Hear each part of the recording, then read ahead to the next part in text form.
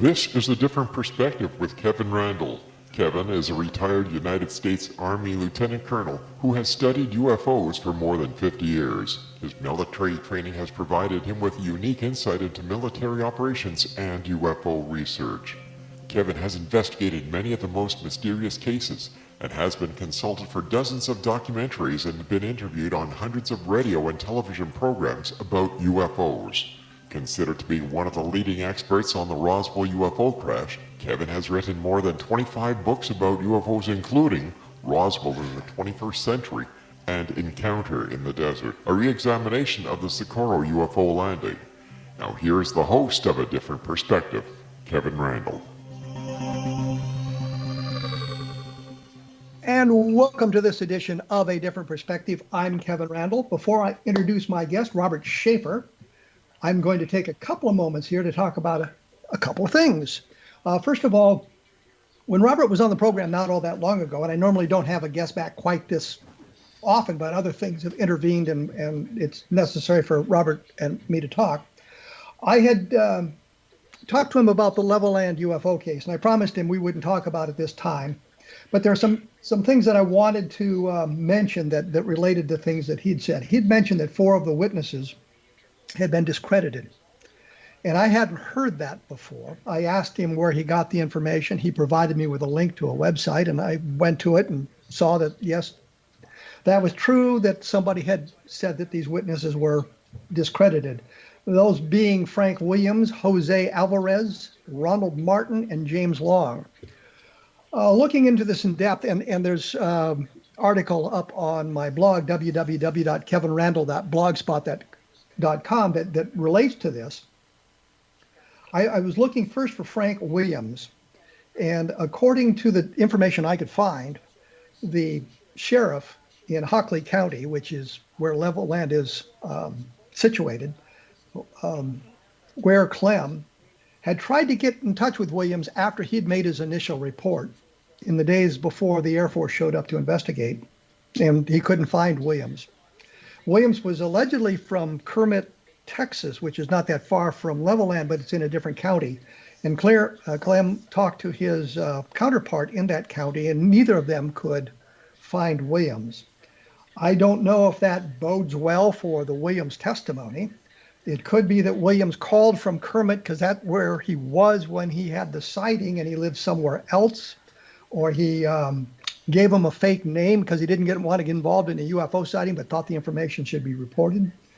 Or he made up the tale completely, although I don't know what the motivation would be, because when he made his phone call, this information hadn't been out on the media, and there would be no reason for him to make that call unless, of course, he was involved in some other kind of conspiracy. The others aren't quite as bad as Williams, Alvarez, Martin, and Long.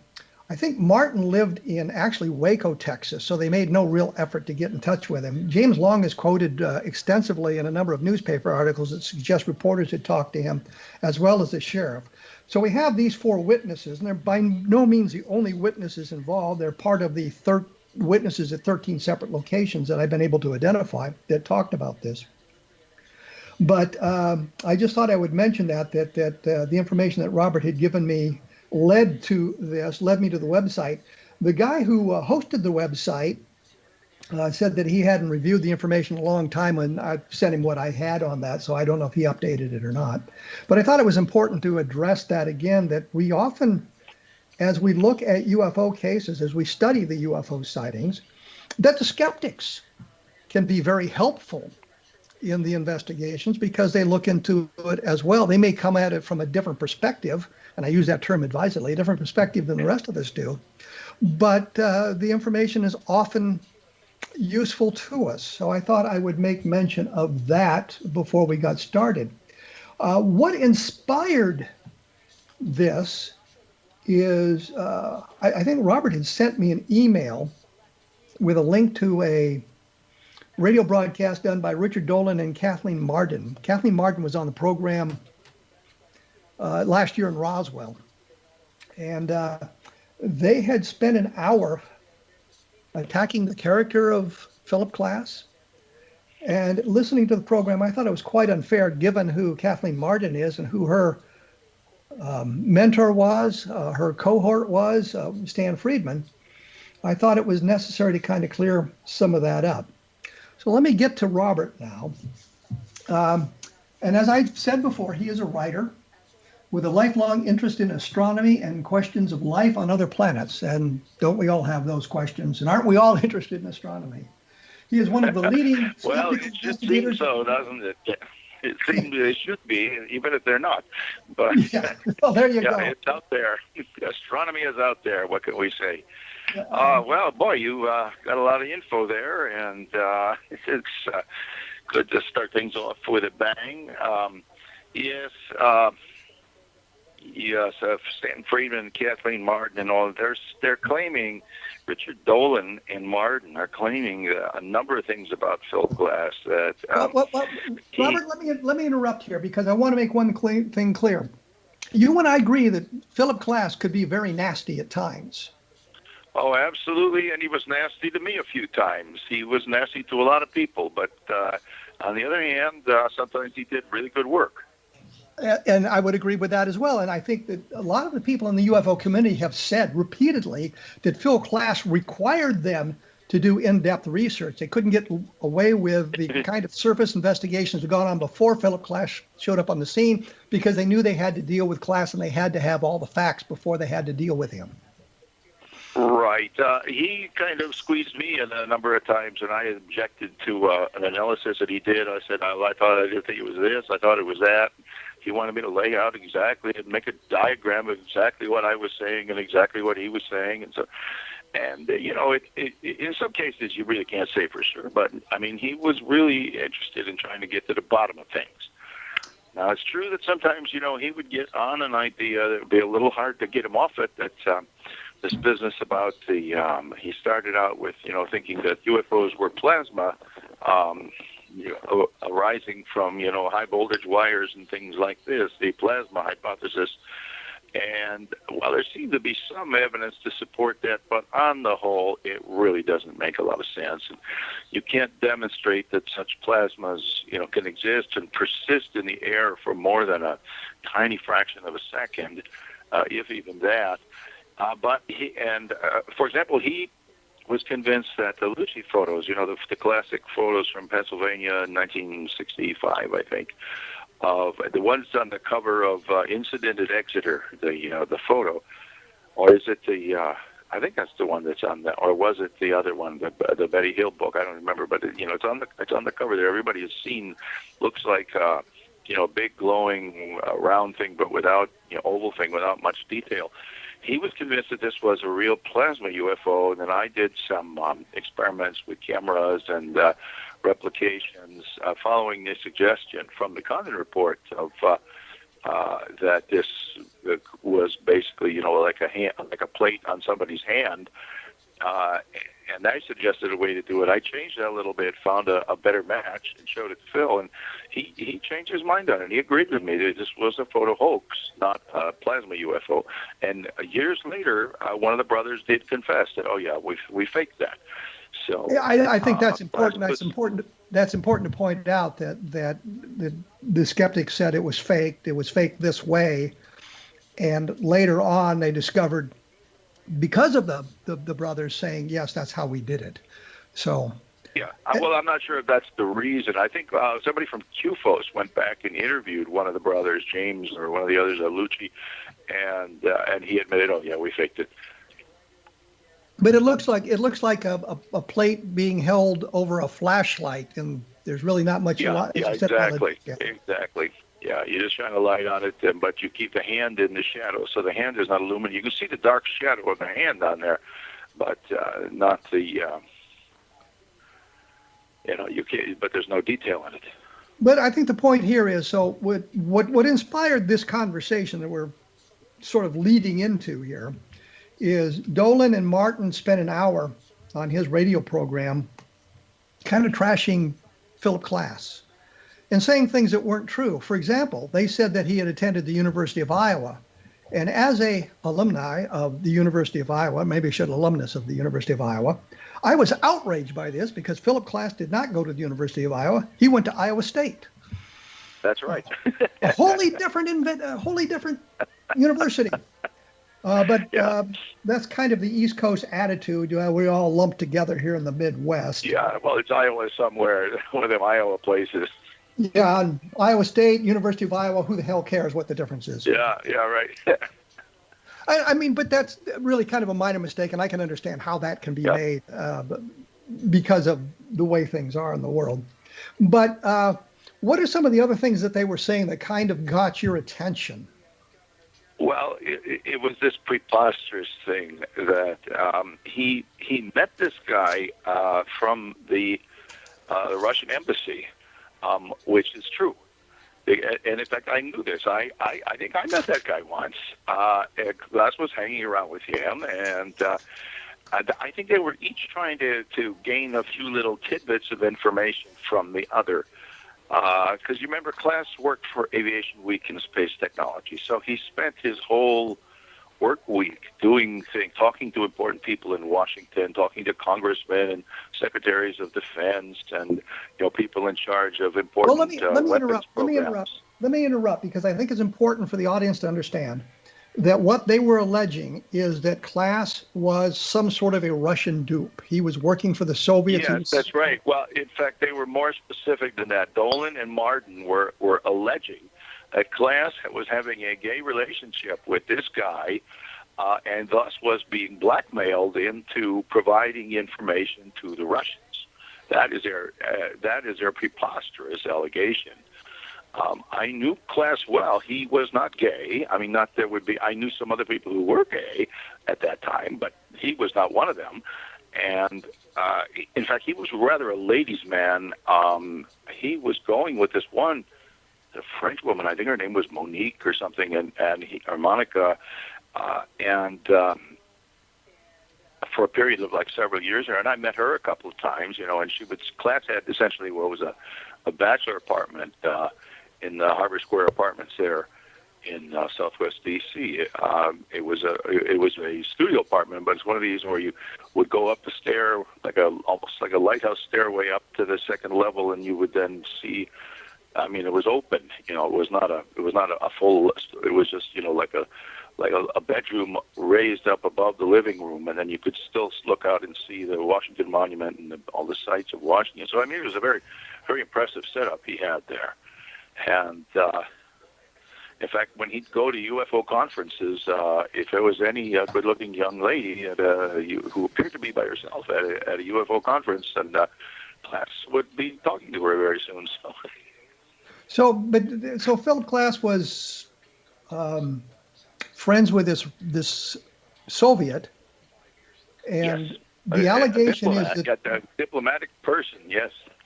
And the allegation that they made without any real evidence was that Klass was being blackmailed by this guy, and I don't know what kind of information Klass could have been feeding him that would have been all that relevant. Good point, because any information that was leaked to Klass, he would publish in Aviation Leak magazine, and that's what they called it.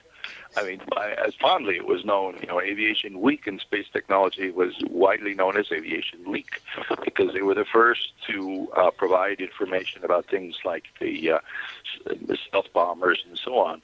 Well, let me break in once again. Let me break in because I got to take a break.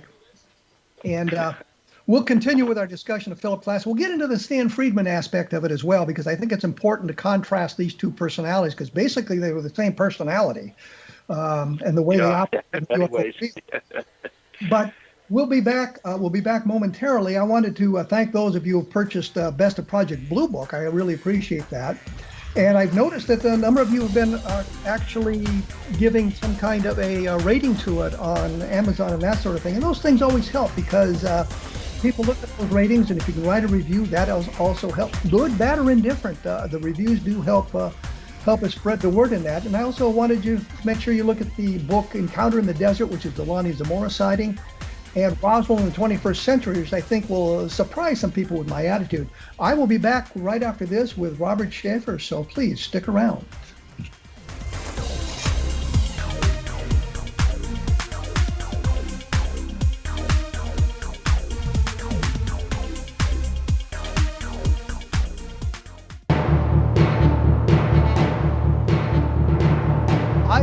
joined here with Robert Sheaffer, which is to say we are in different rooms in different states, so we're practicing social distancing as required or suggested or mandated, however you want to put it, by various individuals. We're talking about Philip Klass. Extreme social distancing. Yeah, we're talking about Philip Klass, and we're going to be talking about Stan Friedman. When we went away, we were kind of talking about the idea, Klass being something of a ladies' man in Aviation Leak and Space Technology magazine. And I have a bit of a story that I wanted to share. Back when I was in the Air Force, and Philip Klass actually told me this, that they had been to the Paris Air Show, Klass and the staff, whoever from the magazine, because the Paris Air Show was a big deal showing the latest in military aircraft. And they'd taken a series of pictures of a new Soviet aircraft that was unveiled there.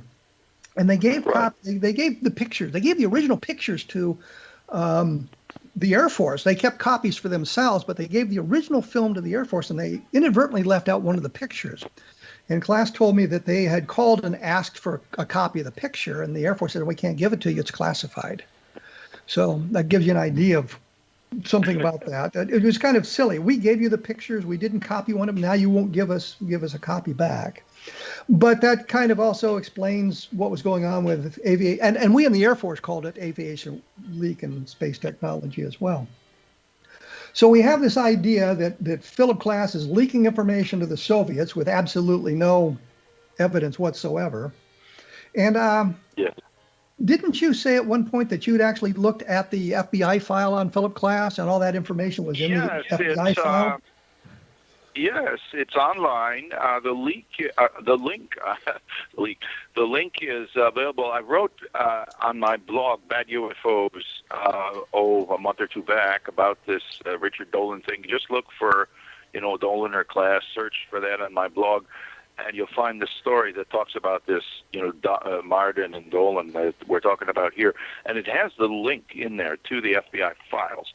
And yes, it tells that at one point the FBI was considering prosecuting Klass for publishing some sort of classified information that had been leaked to him and publishing it in Aviation Leak, but they decided that they would lose more secrecy. The harm of revealing, if they tried to go ahead with the prosecution, they'd have to reveal a lot more stuff than they were comfortable to do so. So they ignored it. So in that sense, I mean, he could be considered a leaker, possibly even illegal, but they declined to prosecute.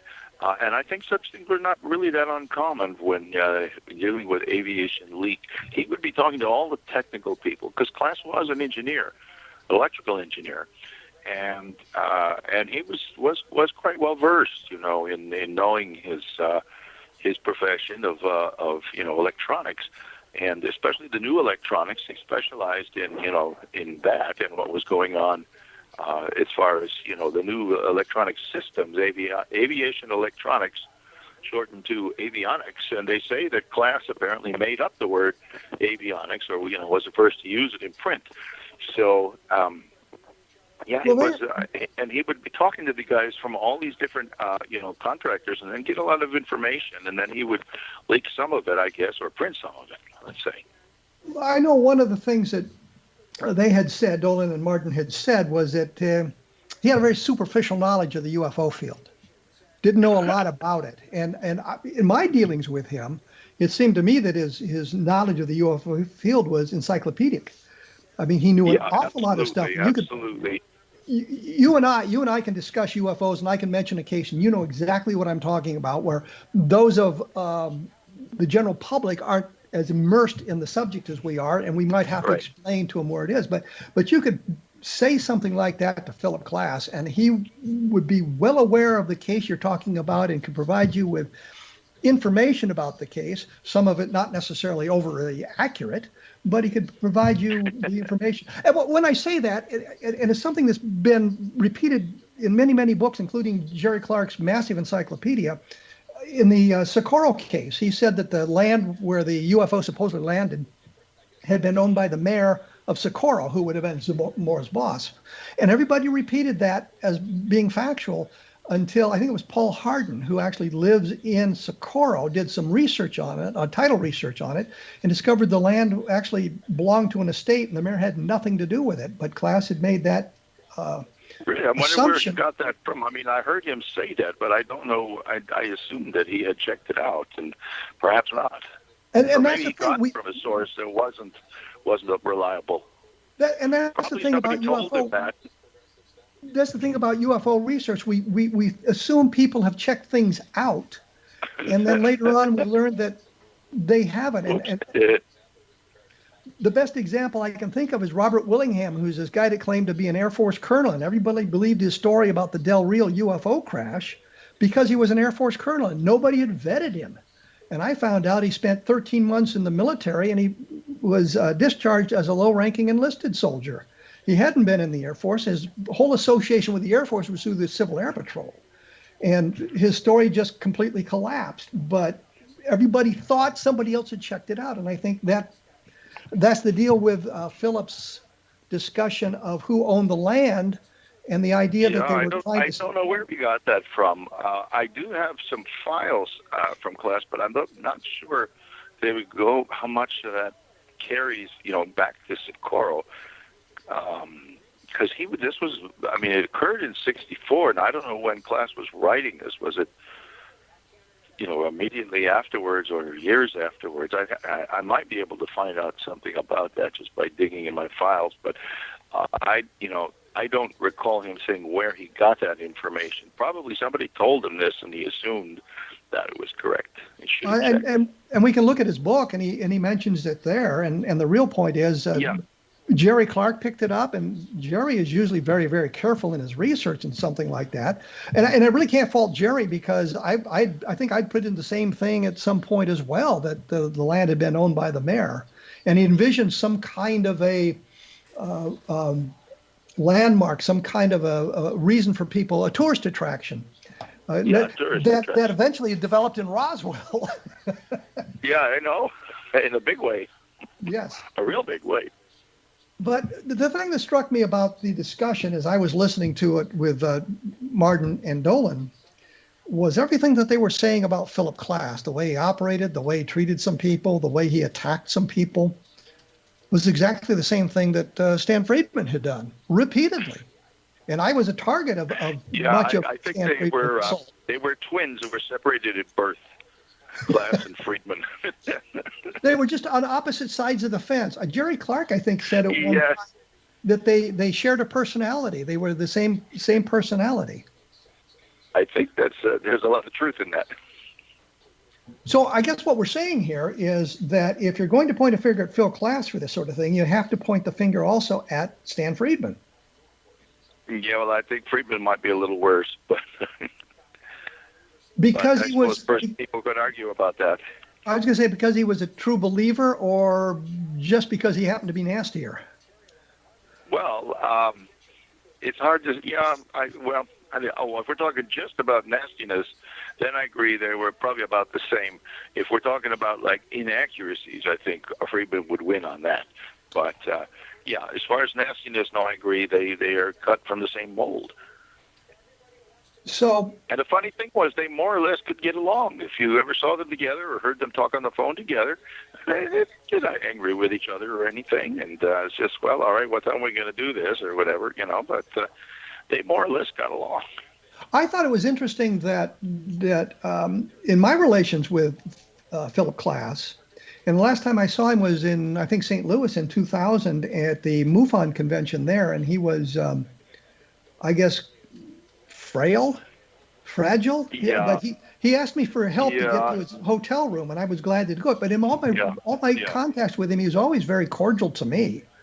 And and Klass and Friedman really was not all that nice as a person, and attacked me. Well, but there's a big difference there. You see, you and Friedman were rivals concerning writing about Roswell and the whole Roswell story. Whereas Klass, there's no competition or contest between you and Klass. Good point. I had not thought of it that way. I do know that Don Schmidt and I met Friedman, and I have the vision of us talking about it in a parking lot. I'm sure we met in the restaurant as well, but in the parking lot. And he had learned that we were going to do a book. Don and I were going to do a book about Roswell, and he said that he should be on the book, the cover. His name should go third, and he should get a quarter of the money. And I'm thinking, why? What contributions have you made to this other than throw up roadblocks to get in my way? And I said, no, that's not going to happen. Not to mention the fact it's a bad idea to have 3 names on the cover of a book. It's okay to have 2, but 3 names is getting a little sloppy. But that kind of set the tone, and Friedman always seemed to go out as a way to attack me. I remember once I overheard him at a conference. He asked a bunch of people, was Randle ever an intelligence officer on active duty? And I'm thinking to myself, that's not the question he wanted to ask. The question he wanted to ask was if I'd ever been on extended active duty as an intelligence officer, because he didn't understand the nuances there. And the other thing that always cracked me up is the lectures he would give me on military protocol. Here's a guy who had never served. I'm an officer in the military, and I get lectures of him on military protocol. Often his lectures were inaccurate and incorrect. He told me once that you can address a colonel as a lieutenant colonel as colonel. And I said, oh, really? We always called those telephone colonels in the military. A lieutenant colonel was a telephone colonel because you pick up the phone and answer it and go, this is Colonel so-and-so. You didn't have to say lieutenant colonel. You'd say, this is Colonel so-and-so. It's a telephone colonel. But that was the thing that struck me, that what we could talk about there was Klass and Friedman having similar personalities and doing the same sorts of thing, attacking people in the same way, going after their sources of income. I know that Philip Klass attacked James McDonald, Dr. McDonald, suggesting that he had been using Navy funds to investigate UFOs, which is really not a fair allegation. Well, no, actually, it's true. If you've seen the Androffel book, A Firestorm, about this, it's in there. It's quite direct. McDonald was sent to Australia on business from, was it the Navy contract? But while he was there, he decided to investigate UFOs. Now, I forget the exact breakdown of what came of that, but as I understand that he was reprimanded for essentially for. I'm not sure how much of the Navy funds actually went to UFO investigation. Probably not much, but no, what Klass said was accurate, but in the big picture, I think it's not all that significant. Really. Well, that was what I was going to say, because I've been on any number of excursions by the military, paid for me to go to some place, and on my off-duty hours, I would go look at newspaper morgues to look at their UFO stories and that sort of thing. So I really wasn't using government funds to investigate I think it maybe UFOs. Went a little further than that, but I don't know how much further. But I think maybe they were alleging that the trip might not have even been necessary. I'm really not sure. I'd have to go dig that up and see exactly what it says. But if you want to know the story, I mean, the Androffel, I've read that account, and the account she gives of McDonald and that thing and that contract is factually correct as far as I'm aware. Well, I was going to say, he went to Australia to investigate some kind of astronomical phenomenon, atmospheric phenomenon for the Navy. But while he was in Australia, he did some UFO research, and I never thought it was that big a deal. Let me take a break here because, unfortunately, it's necessary once again. The blog is www.badufos.com if you want to take a look at some of Robert's work and some of his analyses of UFO sightings. And I always like to mention that there's some other fine programs about the paranormal on the X Zone Broadcast Network. So take a look at xzbn.net. And I think you're going to find something that will spark your interest, if it's not necessarily UFOs, but there's other things going on that might be of interest to you there. My blog, of course, is www.kevinrandle.blogspot.com. And I have a long article about Klass and Friedman and how they were operating in the UFO universe there, so you can take a look at that, which kind of supports what we're talking about here. You are listening to A Different Perspective on the X Zone Broadcast Network, and we'll be back right after this, so please stick around.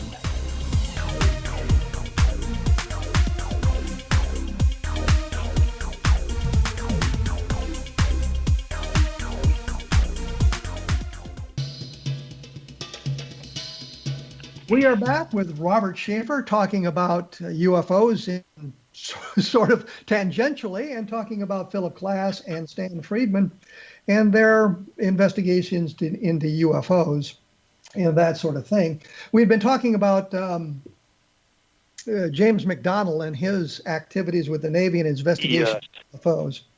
And like I said, Kevin, I just grabbed the Andruffel book, Firestorm, and I've taken a lot of notes on it. So I went to the page where it talks about this. She says, okay, that McDonnell broached the idea to Hughes, I guess, who was his contract guy, that his initial Blue Book trip might be charged to his current ONR funding grant, in addition to the search for data which Hughes had specifically requested. They came to the conclusion that studying Project Blue Book reports in general fell under the province of atmospheric physics. He was given the okay to charge his trip to ONR. So, and this is straight from Andruffel's book. So it's a little more, I guess, questionable than that. That apparently he wanted to go to investigate a case, and he justified it as being, well, that's atmospheric physics, and so therefore it's okay to charge it to the Navy contract. Yeah, that's a little bit worse than me going. Questionable, yeah. Yeah, me yeah, going. If you want to know the whole, the book goes into detail about this. So Dolan and Martin weren't completely off base in that discussion. We got to be fair to them about that. And well, what about McDonald? No, they were. What are we talking about? Well, I'm just saying. McDonald. Yeah, I'm sorry. I mean, some of the things they were saying about Klass. I was reading my notes that I'd taken from listening to their report. And about 35 minutes into that discussion, they said, Dolan says that Klass was an intelligence asset, which is I think a smear launched against everybody in the UFO field at some point or another.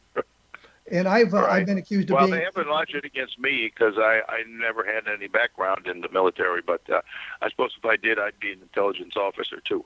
Well, I think what is interesting is I've been called a CIA agent. And while I was serving in Iraq, I actually worked with the CIA there. And I'm thinking, I have actual documentation. I worked with the CIA. But what it really boiled down to is their compound was co-located with ours. I had access to 700 soldiers, and there had been intelligence developed that there was going to be some kind of a terrorist attack on our area of the compound. So I was working with the CIA and the FBI in establishing the perimeters and the roving patrols that we would be, the soldiers would be. Of course. Operating in the area. It had nothing to do with anything else. It was just that sort of thing. But I have actual documentation. But I have actual documentation that I worked with the CIA. Yeah. And Philip actually himself says frequently that he was an asset. Well, an asset. What he claimed he was on the. He did talk to the FBI sometimes, and possibly the CIA. What I'm saying is he often said that yes, he was an intelligence asset for the CIA, and they were paying him $10 million a year or something like that. I mean, his tongue was firmly in his cheek. He would say those. Yeah. He'll make up some ridiculously high salary and say they're paying me $10 million a year, or $100 million a year, or whatever. And a few people actually believe that. Well, Dolan also said in this same area, he also said he would be ashamed to have this man, Klass, to be associated with the skeptics. Now you're a member in good standing of with CSI now, used to be PsyCop. What do you make of that statement? I'm not with them any longer, but yes, for many years I was, and Klass, of course, was one of the founding members of this, and so and at the beginning there was a few people, and they specialized, and Klass was a guy specialized in UFOs, and Randy was a guy who specialized in psychics, and then a couple other people specialized in astrology, claims of astrology, and so on. And so, Yeah, but he was there from the beginning, and he was highly respected by the other skeptics. He was on the board of SciCoP, on the whatever the governing board or whatever they call it, and for many years. So I think that's just an absurd thing to say. Well, let's flip this around and say to them about Stan Friedman, I'd be ashamed to have been associated with him. And the reason I say it that way is we can look at Stan Friedman's work, his body of work on MJ12, the Gerald Anderson case, and we can see where he was fudging the information. And that's one of the things that's at my blog. There was a long discussion about Adrian Buskirk. This was supposedly the leader of the archaeological expedition out on the plains of San Augustine in 1947, saw the crash saucer with Barney Barnett. And a fellow named Gerald Anderson said, yes, he was there with his family. Anderson was 5 or 6 years old at the time. And he told this marvelous story about this crashed flying saucer. And he said that he thought the leader of the archaeologists that Barney Barnett had said had shown up there, that had been working at a cliff dwelling, and there's no cliff dwellings in that area, by the way, but had been working on some sort of archaeological dig, and there are archaeological sites in that area, was a guy named Adrian Buskirk. Tom Carey, who was all but his dissertation in physical anthropology, I think at physical anthropology. Oh, really?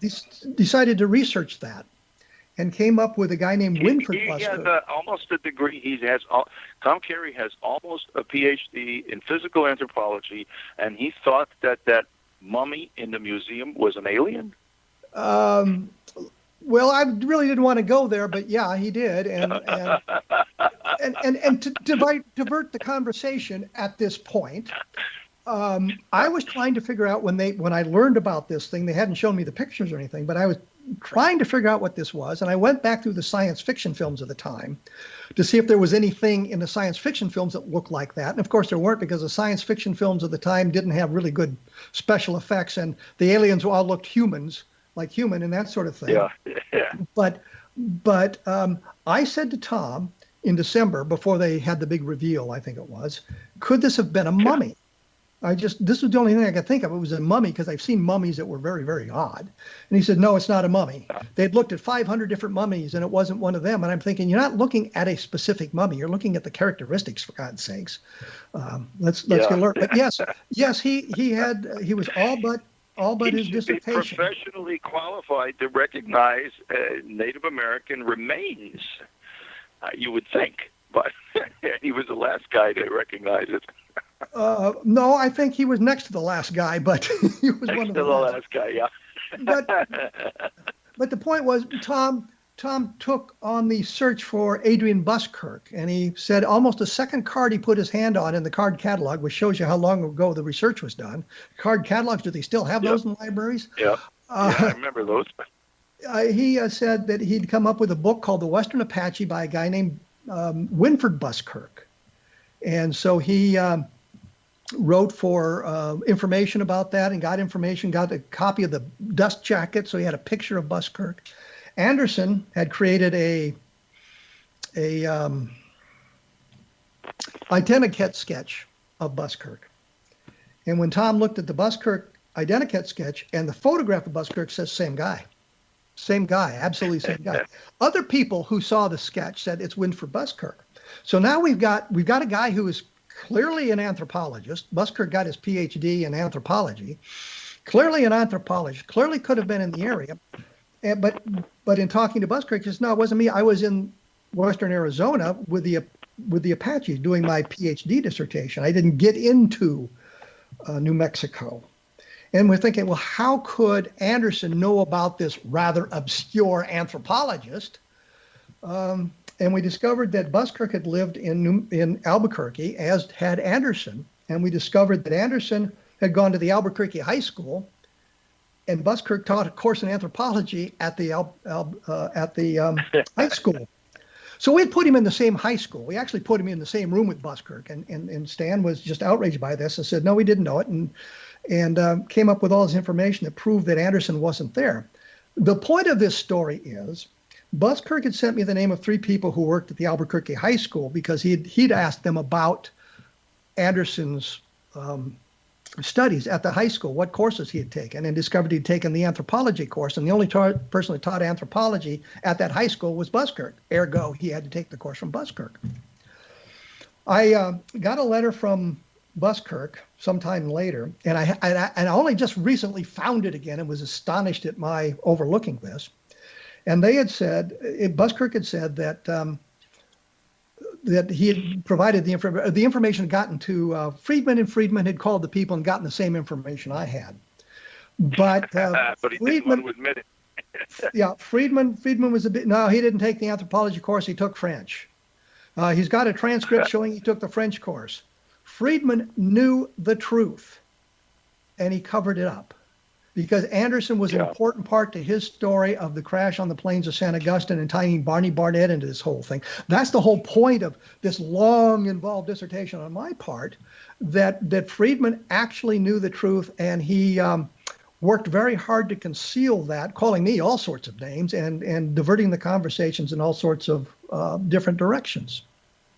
Yes, when somebody does that, it really casts a whole pall over pretty much all the work and all the research that they have done, because then you have to wonder how much of this other stuff is fake, and that's not a good feeling. The one thing I noticed about Stan was that he would never admit that he was wrong. I pointed out to him that in his book he had misspelled San Augustine as in Plains of San Augustine wrong. And he said, well, it's misspelled on my maps. And I'm thinking, I have looked at an awful lot of maps of that area of New Mexico, and I have never found it misspelled on the maps. It's always spelled correctly. And so he would not admit a mistake. But the real point was, rather than endorsing Anderson, as he did and continued to do, even after he was caught in the great telephone boondoggle, Anderson caught in the great telephone boondoggle, which is an article in the International UFO Reporter that Don Schmidt and I had done called Missing Time, where Anderson had claimed his phone call to me was only 26 minutes and presented a bill proving it. My tape ran to 50 minutes, and I eventually got a copy of the phone bill, and it showed the phone call was 56 minutes. And even with that information, Stan just refused to admit that Anderson had taken him for a ride on this. Anderson claimed to be a Navy SEAL, and the Navy SEAL said, nah, he was never a Navy SEAL. And I showed that information to Stan, and he just rejected it out of hand. He would admit, for example, that Willingham on the Del Real case was probably faking his background, but that did not affect the MJ-12 papers, which I'm going to have to explain, I'm sure, here in a moment, so that people will understand where I'm going with that. But the point, I knew Stan for 30 years. And was surprised at the lengths he would go to assassinate somebody's character if they flew in the face of what he believed to be the truth. Yeah, well, I guess there's a lot of people like that, and in politics and everywhere else. They've got a story and they're sticking to it, whether it's true or not, and that's unfortunate. But there is a lot of that going around. But when you show them the evidence, though, that's what always appalled me about some of this. And Stan, in this respect, wasn't any worse than any other true believer. When you show them the evidence, and they just come up with the most cockamamie excuses for why that evidence doesn't matter, or they know the truth. Welcome to the land of ufology. A lot of foolishness going on. Well, as I say, all of this is kind of laid out on my blog, www.kevinrandle.blogspot.com. Just type in Klass and Friedman, and it'll take you to the article. The article has been up for a couple of months, and it was now growth of this article or this radio broadcast that Richard Dolan and Kathleen Martin had done. And your blog is www.badufos.com. And yes, I also have a book by the name Bad UFOs. You could find it on Amazon. Well, there you go. We're going to have to take a break here quickly. You are still listening to A Different Perspective on the X-Zone Broadcast Network, which I like to mention periodically as well. We will be back right after this with more of our discussion, so please stick around.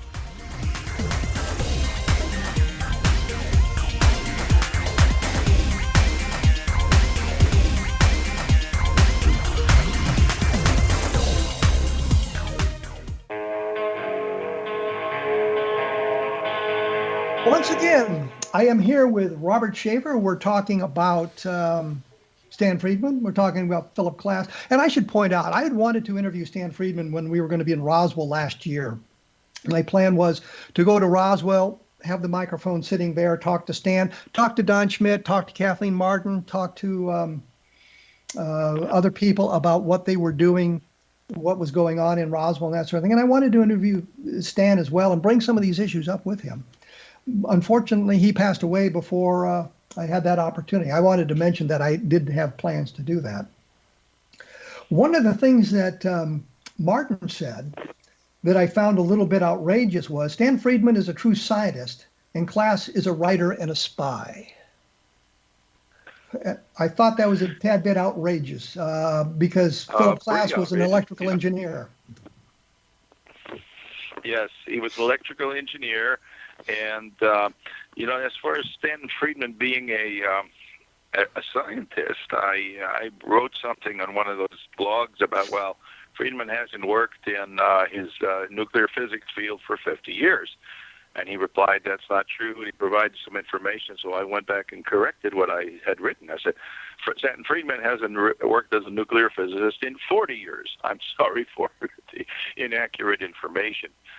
But yes, Klass was an electrical engineer, but he was a journalist. He was a writer. He was a journalist, and he later, he became a very important journalist in technical, journalism and aviation, avionics, and so on. Very, very well respected writer there. As far as a spy, well, that's a lot of nonsense, But that's kind of an allegation slung at almost everybody in the field at some point, that they're a spy or I was accused of working for Project Blue Book.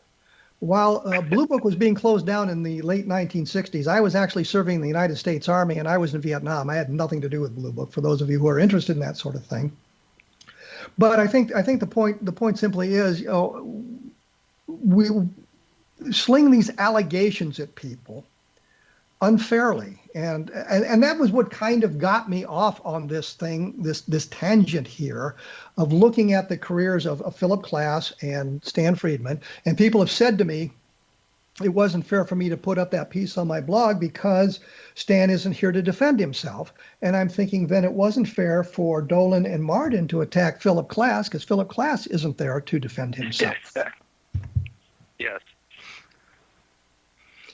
So what I wanted to do was, kind of look at that sort of thing and see.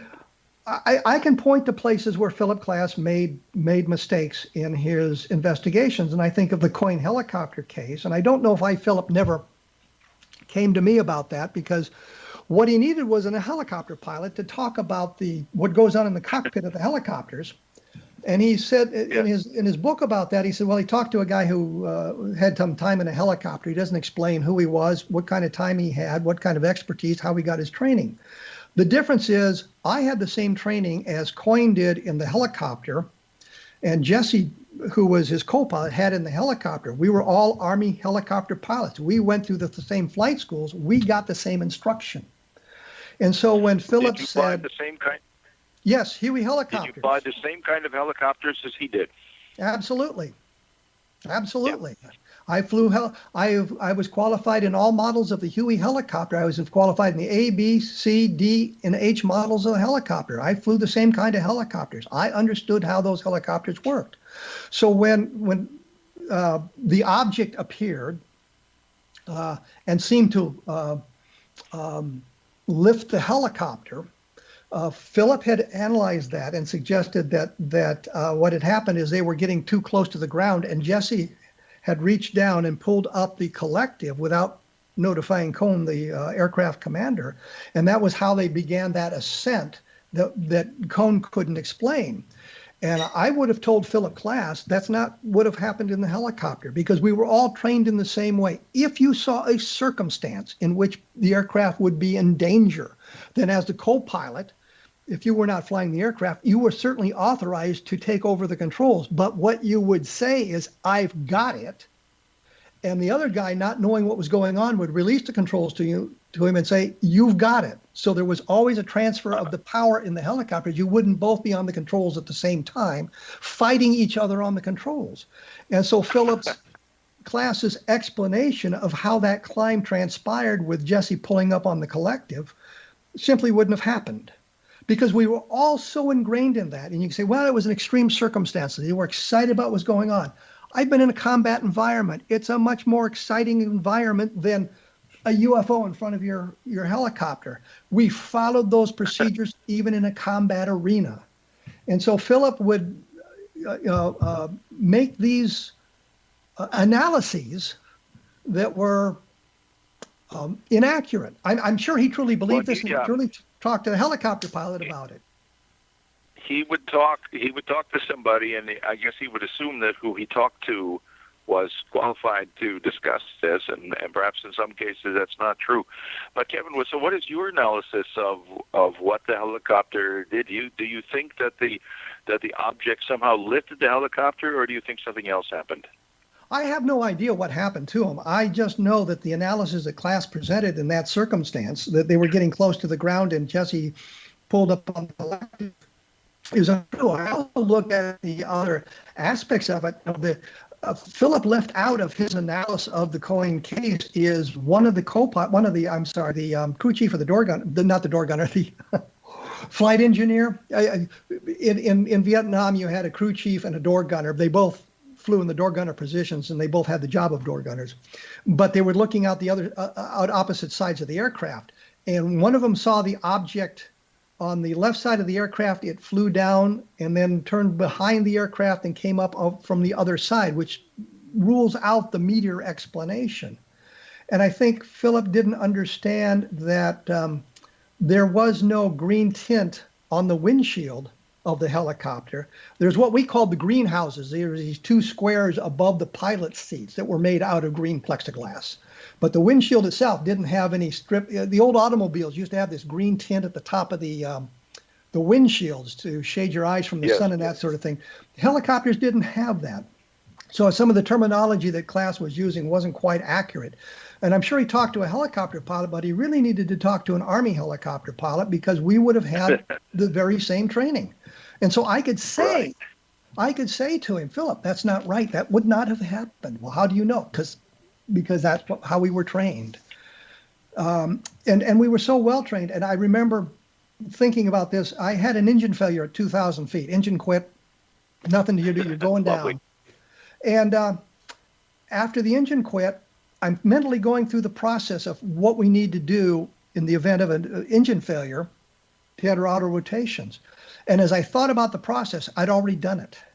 I did it automatically. I did it automatically because we were so well trained in what we were doing. You did those things automatically, and you went back to think about it. You realized that the training was that good. And I put the aircraft down with no trouble whatsoever because of that. The civilian world, they usually shot their auto rotations or practice auto rotations to a 3-foot hover. And I'm thinking, yeah, and then you've got 3 feet to fall. We shot them to the ground. In the Army, we practiced auto rotations to the ground. So we got different training than civilians would have gotten. So, and that was one of the things I thought about with Philip's analysis of the Cohen helicopter case. To me, it's a puzzler. I don't know what he saw, but I'm pretty sure it's not a meteor. I'm pretty sure it's not a refueling aircraft, as some people have suggested. So let me see. Could I see if I understand what you're saying about why it couldn't be a meteor? You're saying it was seen out the left side and then the right side. Yes. Is that what you were saying? Yes. And the guys are facing the guys are facing in front of it, the guys are facing different directions. Right. Because the way the aircraft was configured, the way the seats were configured in the cargo compartment is they were facing out the opposite doors. So to see something out of the right side of the aircraft, the guy on the left side would have had to look over his shoulder, and he's looking out the cargo door toward the object as it came down one side. Later on, it appears on the other side of the aircraft with the guy looking out the right side of the aircraft, and eventually is seen above the in front of the aircraft. How much time elapsed between the right side and the left side? Well, they're flying a straight line, and it was a couple of minutes, I believe, and I'd have to go back and look at the case myself. So I think Philip, it's been a long time. I think Philip's analysis of the case was inaccurate in that respect, which, I mean, he got the best information he could. And to be fair to Friedman, he often got the best information he could and related it. I know of no circumstance where Philip suppressed information that was counter what he wanted to believe. I think Philip was maybe a little enthusiastic for some of his solutions that weren't warranted by the evidence. And I think once in a while, go ahead, please. What he loves to argue about things. If you thought the case was A and he thought it was B, he would love to argue about that and ask you questions and try to show that you were wrong. So that would be his approach. He would not try to silence it and say, well, we can't publish this guy's article, or we can't let him speak here because of this. He was always up for a good fight. And I think that Stan often would attempt to intimidate people. I'm a nuclear physicist and you're not, type thing. I'm a scientist, you're not. I was going to give a lecture in Cincinnati, Ohio, and on the day of the presentation, Stan actually called the host and asked him if, he said, why are you having Randle talk there? Wouldn't you like a scientist? And I said to the host, you should have said, yeah, do you know one? But I do not know of Philip Klass ever calling, I'm going to say that, but that's not fair. I was going to say calling the host of a presentation. He did do that with a conference that was being held at Lincoln, Nebraska about UFOs. Right, I seem to recall there was something like that, and he was just basically suggesting that a school shouldn't host a UFO, was it a talk or a conference? It was a symposium. I don't remember what. It was a symposium with a number of different speakers.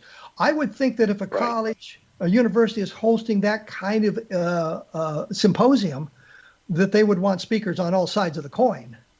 Meaning that you would want skeptics there, you would want true believers. Yeah, but I think there were no skeptics. Yeah. So I think that was his concern, was that there was no, fair representation and so on, and that the school appeared to be giving academic respectability to some things that might not be quite so respectable. So, well, in fairness, I would say that some of the presentations weren't the most critically evaluated before they were given. Well, that's always the case, I think. But you can see that on the other side of the coin, in the skeptics side of the coin too, that sometimes the analysis from the skeptics aren't as critically oriented as they could be. And I often wonder why the skeptics aren't as skeptical for the solutions as they are for those who say that the sighting is unidentified or a flying saucer. I think that the skeptics should be equally, when somebody presents a solution, they should be skeptical of it and research it as well, is all I'm saying. Yeah, well, and actually I've done that. There have been a few situations, like Skeptical Inquirer published a few articles that maybe I won't mention the name, but somebody who I thought was pretty off base in a whole lot of things, but nonetheless attempting a skeptical explanation. And I let them know that this looked pretty bogus to me, and they haven't been running that sort of thing anymore. But in the case of Phil Klass, of course, to know, I would not be in a position to know that his helicopter analysis was wrong. You would be, and actually I would encourage you to write. Have you written any chapter or a blog post or anything about the coin helicopter? Maybe it would be a good time to reevaluate it in terms of what we know now and I actually have what you know.